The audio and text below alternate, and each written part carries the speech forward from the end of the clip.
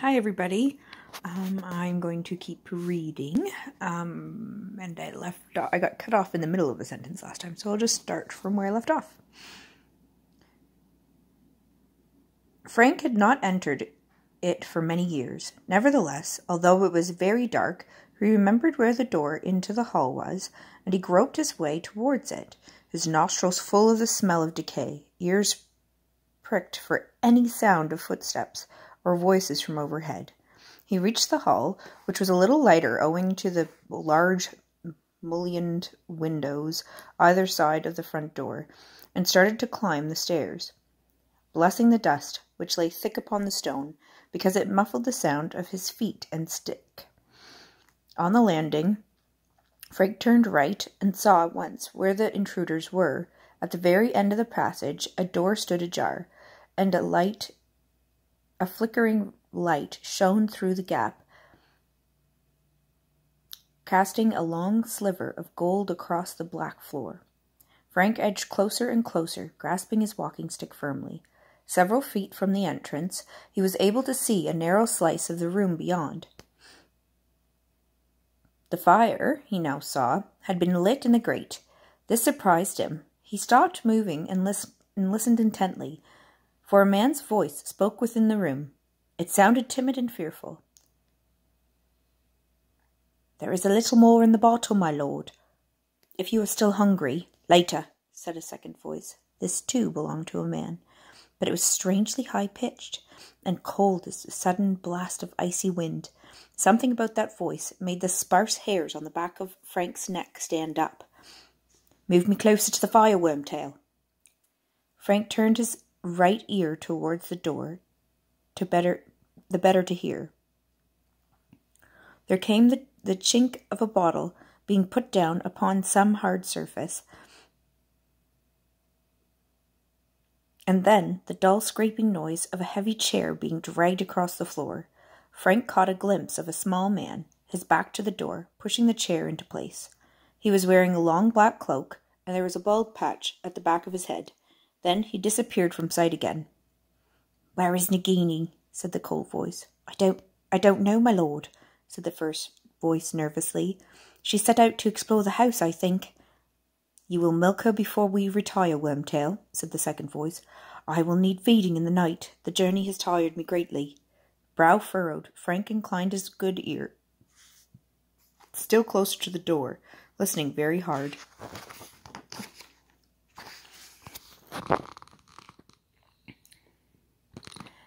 There was a pause, and then the man called Wormtail spoke again. "My lord, may I ask how long we are going to stay here?" "A week," said the cold voice, "perhaps longer. The place is moderately comfortable, and the plan cannot proceed yet. It would be foolish to act before the Quidditch World Cup is over." Frank inserted a gnarled finger into his ear and rotated it. Owing, no doubt, to a build-up of earwax, he had heard the word Quidditch, which was not a word at all. The Quidditch World Cup, my lord," said Wormtail. Frank dug his finger still more vigorously into his ear. "Forgive me, but I do not understand. Why should we wait until the World Cup is over?" "Because, fool, at this very moment wizards are pouring into the country from all over the world. Every meddler from the Ministry of Magic will be on duty, on the watch for signs of unusual activity, checking and double-checking identities.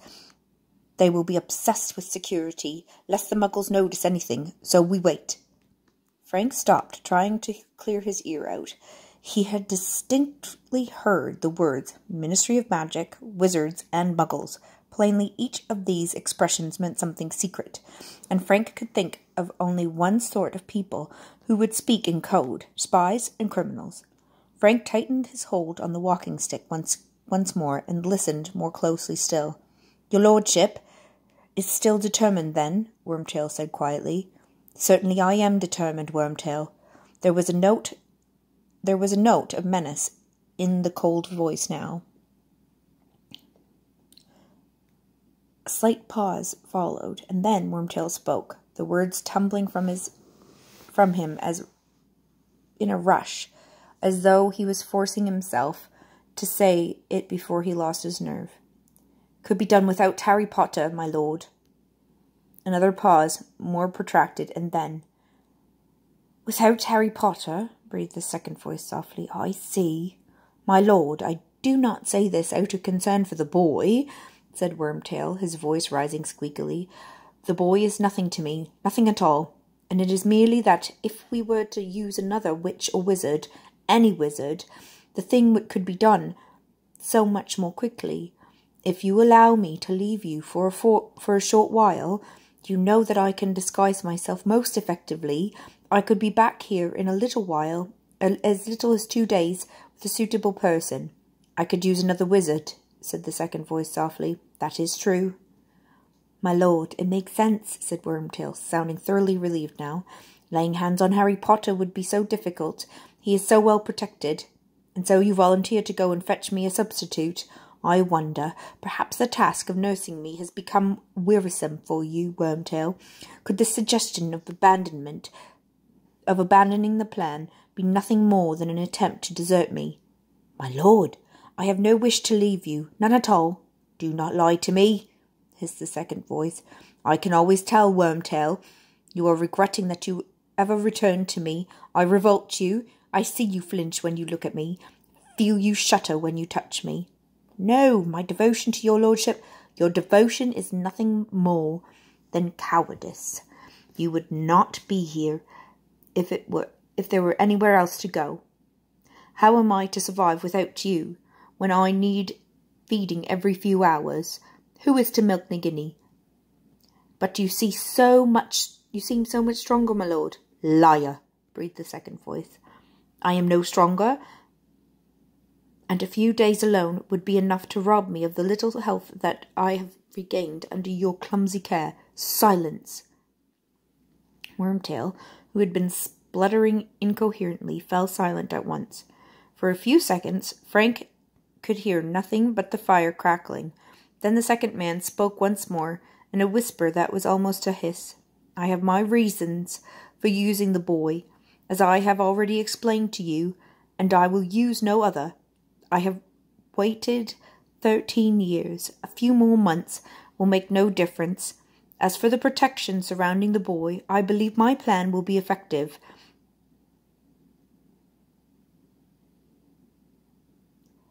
All that is needed is a little courage from you, Wormtail. Courage you will find, unless you wish to feel the full extent of Lord Voldemort's wrath. My lord, I must speak, said Wormtail, panic in his voice. All through our journey I have gone over the plan in my head, my lord.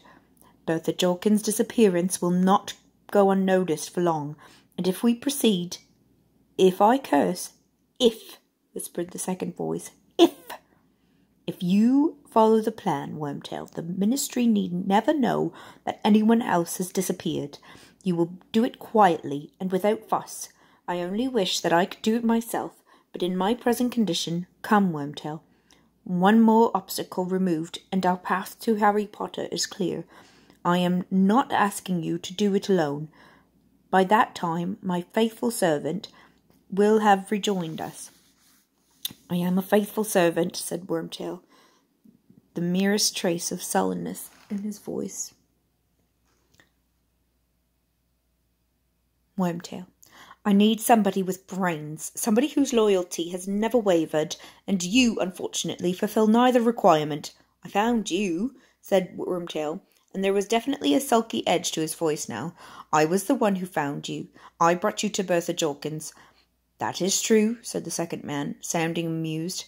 A stroke of brilliance I would not have thought possible from you, Wormtail. Though, if truth be told, you were not aware of how useful she would be when you caught her, were you? I thought she might be useful, my lord. Liar, said the second voice again, the cruel amusement more pronounced than ever. However, I do not deny that her information was invaluable. Without it, I could never have formed our plan, and for that you will be rewarded, Wormtail. I will allow you to perform an essential task for me, one that many of my followers would give their right hand to perform. Really, my lord? Wormtail sounded terrified again. Ah, Wormtail, you don't want me to spoil the surprise. Your part will come at the very end, but I promise you, you will have the honour of being just as useful as Bertha Jorkins. Wormtail's voice sounded suddenly hoarse, as though his mouth had gone very dry. You are going to kill me too? Wormtail, said the cold voice sulkily. Why would I kill you? I killed Bertha because I had to. She was fit for nothing after my questioning, quite useless. In any case, awkward questions would have been asked if she had gone back to the ministry with the news that she had met you on her holidays. Wizards who are supposed to be dead would do well not to run into Ministry of Magic witches at wayside inns.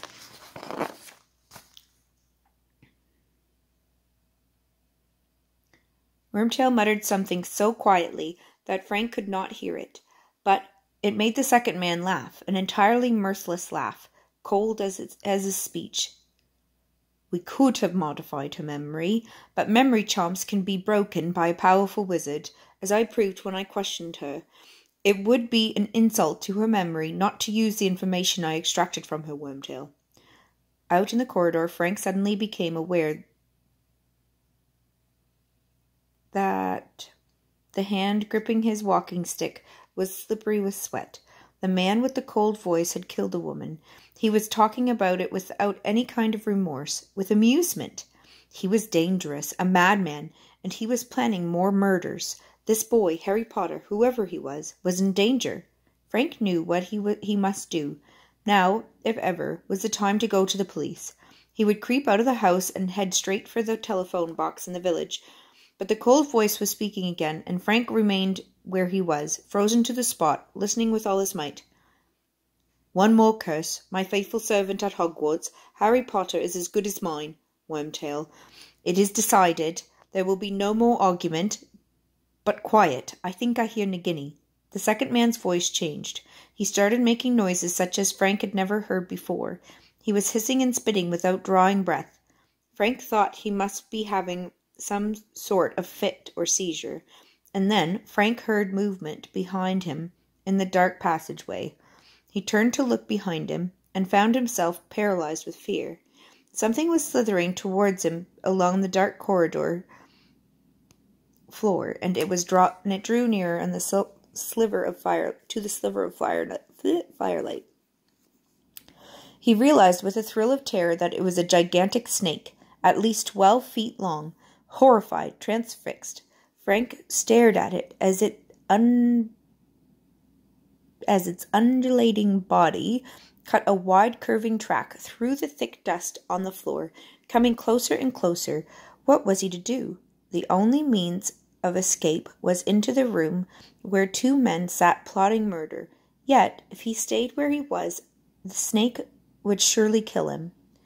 But before he had made his decision, the snake was level with him, and then, incredibly, miraculously, it was passing.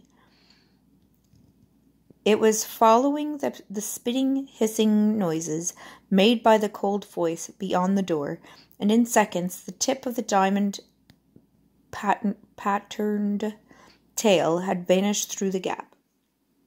There was sweat on Frank's forehead now, and the hand on the walking stick was trembling. Inside the room, the cold voice was continuing to hiss, and Frank was visited by a strange idea, an impossible idea. This man could talk to snakes. Frank didn't understand what was going on. He wanted more than anything to be back in his bed with his hot water bottle. The problem was, his legs didn't seem to want to move. As he stood there shaking and trying to master himself, the cold voice switched abruptly to English again.